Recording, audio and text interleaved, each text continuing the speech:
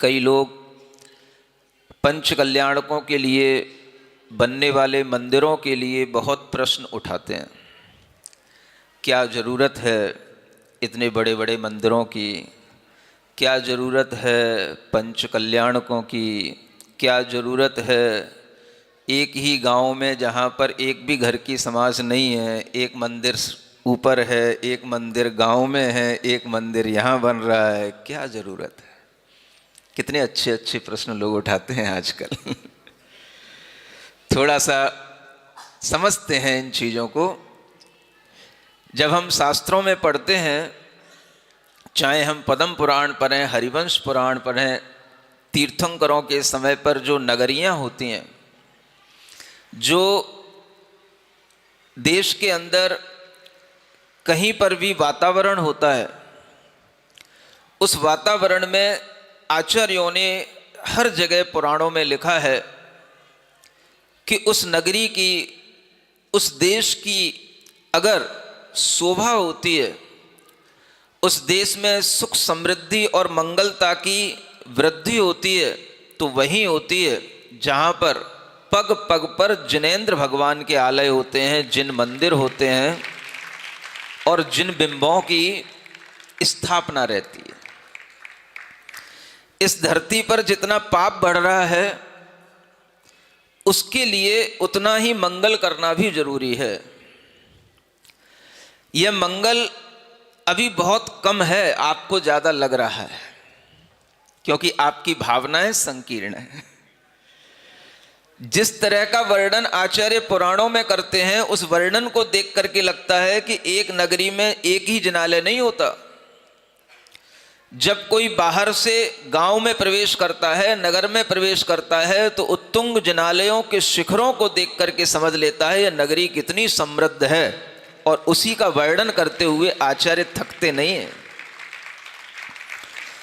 जिन लोगों को ये लगता है कि क्या ज़रूरत है इतने बड़े बड़े जिनालयों की, ये ज़रूरत इसलिए है कि इस धरती पर जितना पाप बढ़ रहा है, मुझे लगता है अभी उससे और अधिक जिनालयों की ज़रूरत इस धरती पर रहेगी, तभी ये धरती थमी रहेगी, नहीं तो धरती पाताल में पहुंच जाएगी। पाप की वृद्धि में कहीं कमी नहीं है, और पुण्य की वृद्धि बड़े पुरुषार्थ से होती है। पाप की वृद्धि में ताकत नहीं लगानी पड़ती, पुण्य की वृद्धि में सिर से चोटी तक की ताकत लगानी पड़ती है। अब जब हम ये देखते हैं कि इस धरती पर इतना मंगल था, तभी ये धरती समृद्ध थी। भारत को सोने की चिड़िया कहा जाता था। वो सारा का सारा सोना जानते हो कहाँ रहता था? मंदिरों में रहता था। चाहे वो सोमनाथ का मंदिर हो जिसको महमूद गजनवी ने तोड़ा, और चाहे वो कोई भी और बड़े बड़े जिनालय हों तमिलनाडु और कर्नाटक के, जो अनेक अनेक धर्म विद्वेषियों ने भी तोड़े, उन सबके टूटने के बाद भी धर्म की अस्मिता पर कहीं कोई फर्क इसलिए नहीं आया क्योंकि जितना तोड़ा गया उससे ज्यादा लोगों ने खड़ा कर दिया। ये इसलिए कहना आज जरूरी हो रहा है कि लोगों के दिमाग कुछ ज्यादा ही अपने तरह से चलते हैं। हमारे आसपास घूमने वाले लोग भी हमारे कानों में मंत्र फूंकते रहते हैं। हम भगवान के कानों में मंत्र फूंकते हैं, लोग हमारे कानों में मंत्र फूंकते रहते हैं। और जब हम विचार करते हैं तो हमें लगता है हमें दो कान दिए हैं भगवान ने, हम सबकी सुनेंगे, गुस्सा किसी पर नहीं करेंगे, और जो हम अपने अंतर मन में झांक करके, समझ करके, अपने सम्यक ज्ञान से देखेंगे, वो हम आपको बताएंगे। इसलिए ये प्रसंग आज आपके सामने, ये प्रश्न आपके सामने रख रहा हूं, क्यों जरूरत है? आपको पता है, जब हम इस मथुरा में प्रवेश किए, आसपास घूमे, हमने मथुरा के वैभव की एक किताब पढ़ी।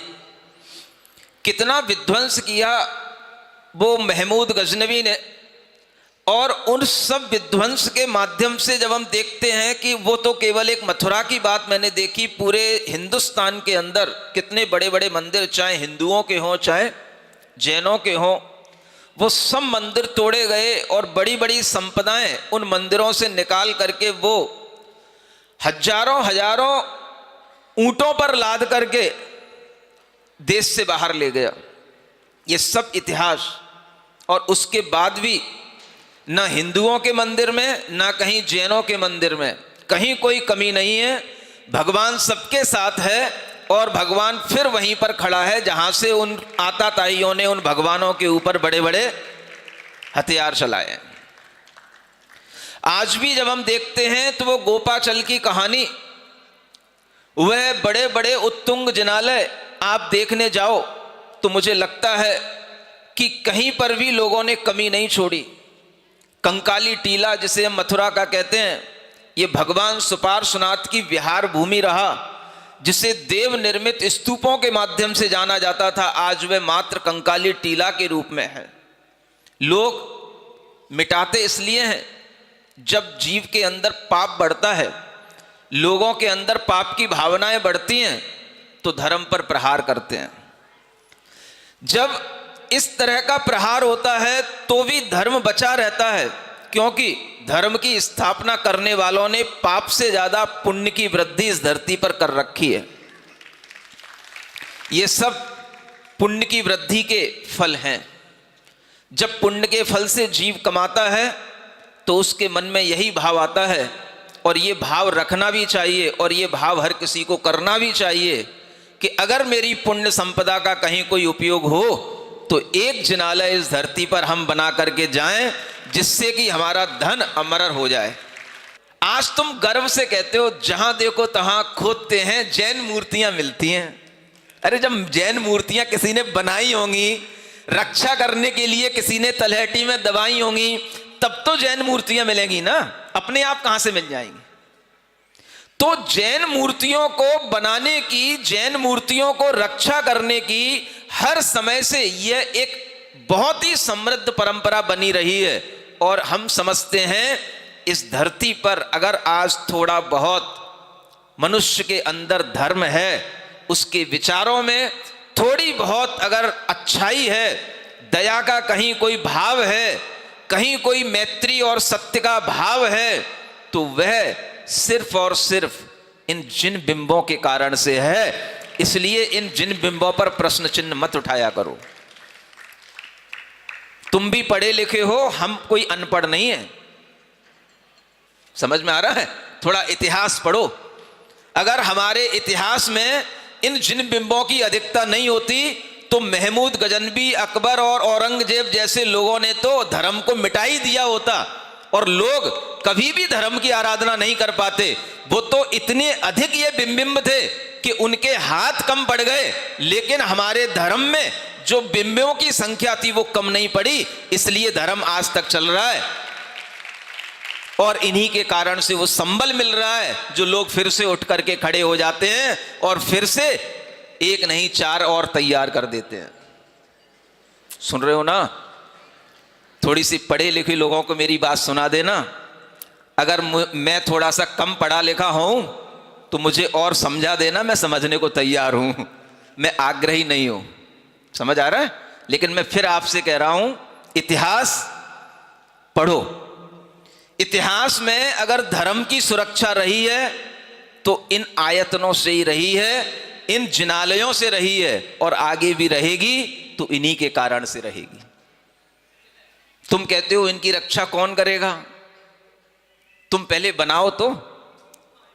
जब तक तुम्हारी जान में जान है तुम रक्षा करो, और जब तुम्हारी जान में जान रहेगी और तुम्हारा किसी भी जिनालय से अनुराग रहेगा तो नियम से तुम देव बनोगे। सुन रहे हो? और अगर उस पर कभी भी कोई भी आक्रमण करेगा और किसी भी तरह से उसको कोई क्षति पहुंचाएगा तो तुम्हारी रूह वहां बैठ के भी कांपेगी, और फिर वहां से तुम रक्षा करोगे। जिनालयों की रक्षा तुम ही करोगे और कोई नहीं करेगा। तुम ही नहीं करोगे तो भूत बन जाओगे। समझ में आ रहा है? इसलिए ज्यादा अगर तुम्हें भविष्य दिखाई देता हो और ज्यादा तुम भविष्य के ज्ञाता हो गए हो, थोड़ा हमारे सामने आओ, ठंडे दिमाग से आओ, तुम्हें समझाऊंगा मैं। समझ आ रहा है? मेरे कानों में मंत्र फूंकने वालों, इन जिनालय और जिलबिंबों पर प्रश्न चिन्ह खड़े करने वालों, दिमाग को ठंडा रख करके सोचो। व्यक्ति को आज राष्ट्र की इतनी सुख समृद्धि मिली हुई है कि वो आज धर्म कर सकता है, इसलिए धर्म कार्य में अपना धन लगा रहा है। लेकिन आज बड़े बड़े स्कूल भी खुलते हैं, यूनिवर्सिटियां भी चल रही हैं, कॉलेजों की भी कमी नहीं है, सब तरह से शिक्षा में भी, स्वास्थ्य में भी धन का इन्वेस्टमेंट किया जा रहा है। लेकिन आपका एकमात्र गलत जो विचार है वो इन जिन बिंबों के सामने अगर आपको ये आता है कि समाज क्यों इतना कर रहा है, क्यों इस तरह से पैसा ज़्यादा खर्च किया जाता है, तो ये आप विचार अपने मन में थोड़ा सा ठंडे दिमाग से सोचेंगे तो आपको लगेगा कि संस्कृति की सुरक्षा के लिए और इस धरती की मंगलता के लिए ये कार्य भी आवश्यक है। इस पर प्रश्न चिन्ह खड़ा ना करें।